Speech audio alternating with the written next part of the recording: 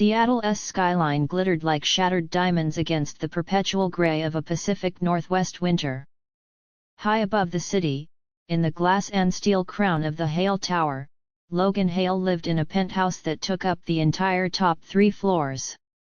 To the world, he was the 34-year-old genius behind Aurora OS, the operating system that powered half the planet's smartphones and smart devices. Forbes called him the most private billionaire in America. Tabloids called him the Ice King. His former partner, Vanessa Caldwell, had made sure of that. 2.5 years earlier, Vanessa had sold everything: intimate photos, private voice messages, fragments of therapy notes from sessions where Logan had admitted struggling with sensory overload and emotional regulation after a childhood of relentless pressure. She packaged it all into a viral expose titled "Living with a Monster: My Year with Logan Hale." The narrative was simple and vicious: he was controlling, cold, incapable of real intimacy. The world ate it up. Aurora's stock dipped. Logan retreated. He stopped attending conferences, stopped shaking hands, stopped letting anyone closer than arm's length. Touch became a trigger. Trust became impossible.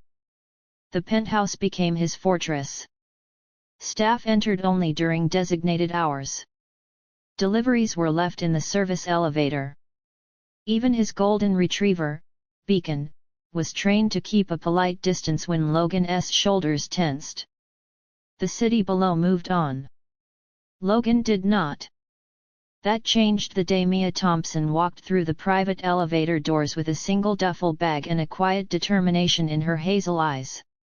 Mia was 28, a painter who had once dreamed of gallery shows in Soho but now painted murals for coffee shops and children's hospitals to pay the bills. Her father's stage 3 lung cancer diagnosis 6 months earlier had drained every spare dollar. The live-in house manager position for a private client in downtown Seattle paid more in 1 month than she'd made in the last year. The agency had been vague: long hours, absolute discretion, no personal questions. Mia had signed anyway. Her first morning, she arrived at 6 a.m. sharp. The elevator opened directly into a foyer of polished concrete and floor-to-ceiling windows. Rain streaked the glass in silver rivers. The air smelled faintly of cedar and coffee. Beacon greeted her with a happy wag, nudging her hand for pets. Mia knelt, scratching his ears, whispering, "At least someone here is friendly." She spent the day learning the rhythms of the place. The kitchen was restaurant-grade, all matte black and brushed steel. The office on the second floor was a coder's paradise: 3 curved monitors, a standing desk, noise-canceling panels on the walls. The third floor held the master suite off-limits unless specifically requested, and a gym with a heavy bag that looked well used. Everywhere, the decor was minimalist: charcoal grays, deep blues, no clutter. No photographs, no personal touches. Logan himself was a ghost that first week. Mia glimpsed him only twice, once striding through the living area in a black hoodie, earbuds in, eyes fixed on his phone, once late at night, silhouetted against the city lights as he stood on the terrace, hands braced on the railing like he was holding the world at bay.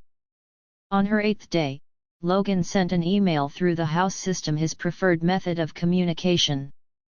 Subject: Office organization. Please reorganize the bookshelves in the office by color. Roytb of order. Leave the technical manuals on the bottom shelf. LH. Mia stared at the screen and laughed softly. Color-coded books, okay, Ice King. She spent the afternoon pulling volumes down: biographies in red spines, fiction in cool blues, design books in vibrant yellows. The office smelled faintly of him: clean soap, cedar, something electric. Beacon sprawled on the rug, watching her work. She was balancing on a small step stool, reaching for a heavy art book on the top shelf, when the cord from Logan's standing desk snaked across the floor and caught her ankle. The stool wobbled.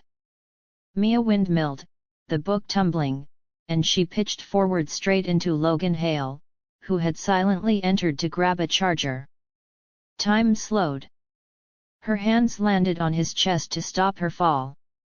His tablet clattered to the hardwood. Instinct took over, his arms came up, catching her at the waist, steadying her against him. She straddled his lap where he'd been sitting a second before, knees on either side of his thighs. Her breath caught. His did too. Logan's body went rigid not from disgust, but from shock. Touch had been poison for years. Strangers made his skin crawl. Even Beacon's enthusiastic jumps sometimes sent him retreating. But Mia warm, soft, smelling faintly of lavender and paint didn't trigger the usual panic. Instead, something raw and long-buried stirred in his chest. Mia's face burned. "Oh my God, I'm so sorry," she tried to scramble back, but his hands tightened fractionally on her hips, holding her still. "Don't," he said, voice low and rough, like gravel over silk. "Don't, go." The words escaped before he could stop them. His storm-grey eyes locked on hers, wide with confusion and something that looked almost like fear. Not of her, of the feeling. Mia froze. The air between them crackled. She could feel his heartbeat under her palms, fast and unsteady. Slowly, carefully, she eased back, standing on shaky legs. "I'll finish later." She fled the office, Beacon trotting after her, leaving Logan staring at the empty doorway, hands still half raised as if she might come back. That night, he couldn't sleep. He replayed the moment again and again, the weight of her, the warmth, the way his body had responded with protectiveness instead of retreat. It terrified him. It thrilled him. The next morning, Mia left his coffee exactly how she'd noticed he liked it, black, no sugar, in the matte grey mug, a small sticky note on the counter, "Sorry about yesterday. Won't happen again." Logan stared at the note longer than necessary. Over the following weeks, the penthouse began to change in subtle ways. Mia brought in fresh eucalyptus for the vases. She baked banana bread when she noticed the bananas ripening too fast. She played soft indie playlists while cleaning, volume low enough not to intrude. Beacon adored her, following her from room to room. Logan found excuses to be near her. He'd work at the kitchen island while she prepped meals. He'd linger in the living room when she dusted, pretending to read reports. He noticed things, the way she hummed when concentrating, the faint freckles across her nose, the quiet strength in her small frame. One evening, old headlines resurfaced. A gossip site ran a "Where is he now" piece, rehashing Vanessa's lies with new anonymous sources claiming Logan was unhinged and dangerous to be around. Mia overheard two delivery workers whispering in the service hall. "He doesn't let anyone touch him. Total freak." Mia's temper flared. She stepped into the hallway. "You don't know him," she said firmly. "And you don't get to talk about my employer like that." The workers muttered apologies and left. Logan had been standing just out of sight, hearing every word. Something twisted in his chest, gratitude, wonder, fear. That night, after a brutal day of conference calls fending off renewed investor panic, Logan collapsed at his desk, head in his hands. Mia found him hours later, asleep in his chair, shoulders hunched like the weight of the world rested there. She hesitated, then quietly fetched a soft throw from the living room. Moving slowly, respectfully, she draped it over his shoulders without touching him. But as the fabric settled, Logan stirred. His eyes opened, bleary and vulnerable. "Why are you kind to me?" he asked, voice hoarse. Mia met his gaze steadily. "Because someone should be." The words hung between them, simple and devastating. Logan's throat worked. He didn't speak again, but he didn't pull the blanket off either. The touches began accidentally, then lingered. A brush of fingers passing a coffee mug. Her steadying his arm when Beacon barreled between them. His hand at the small of her back guiding her through a doorway during a crowded delivery day. Each contact left Logan reeling. Not with panic, with longing. One stormy November night, the power grid flickered and died across downtown. Emergency lights kicked in, casting long shadows. Mia went room to room with a flashlight, checking windows, making sure Beacon wasn't anxious. She found Logan in the gym, fists wrapped, pounding the heavy bag with a ferocity that scared her. Sweat soaked his grey t-shirt. His knuckles were raw. "Logan," she said softly. He didn't hear her over the storm and his own ragged breathing. "Logan." He paused, chest heaving, and turned. His eyes were wild, haunted. "You shouldn't see this," he rasped. Mia stepped closer. "You're bleeding." He glanced at his hands like they belonged to someone else. "Doesn't matter."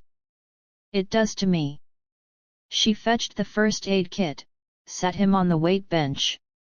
He let her unwrap the tape, clean the splits, apply antiseptic.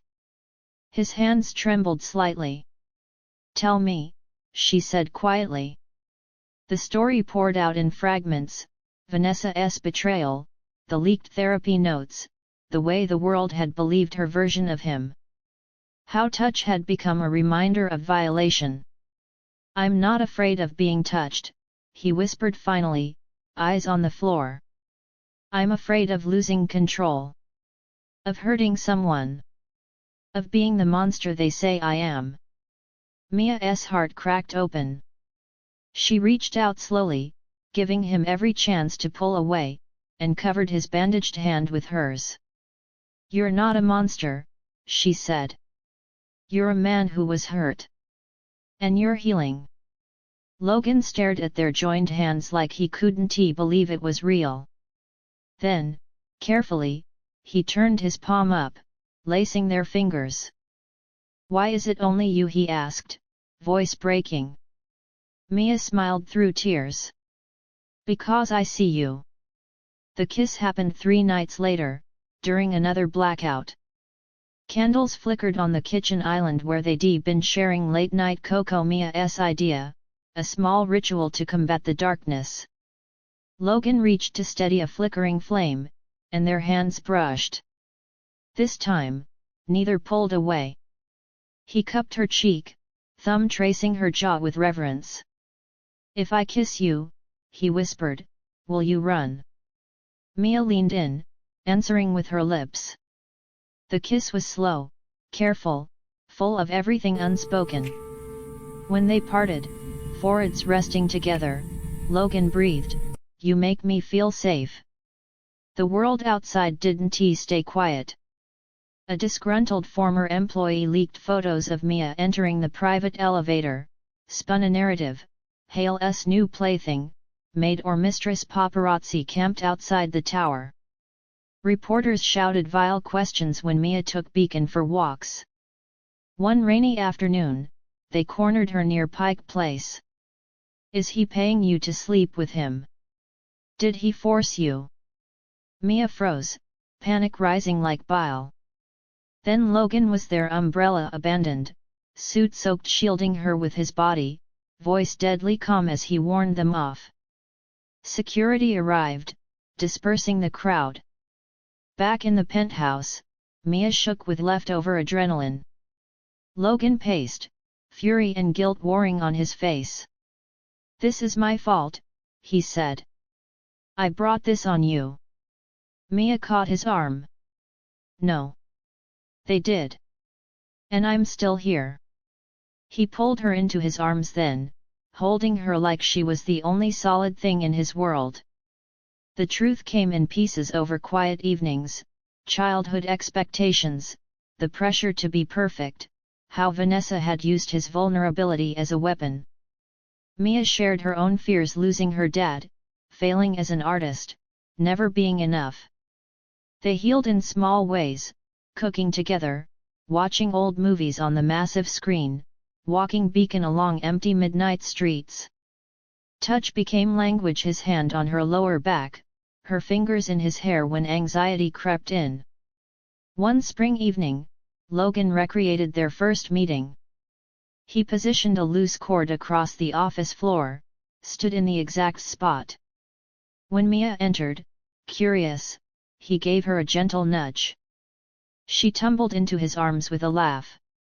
"Fall into me anytime," he said, producing a ring simple platinum with a single emerald, the color of Seattle forests after rain. "Marry me, Mia. You turned my shadows into home." Tears streaming, she whispered, "Yes." A year later, the penthouse was no longer a fortress but a home filled with art. Mia's murals on one wall, photos of them laughing with Beacon, her dad healthy and grinning at their wedding. Logan launched a mental health initiative for tech workers, speaking publicly for the first time about his own journey. Mia's murals graced hospital walls nationwide, and every year, on the anniversary of that first accidental fall, Logan would tug a cord across the floor, catch her as she pretended to stumble, and whisper against her lips, "I'll always catch you."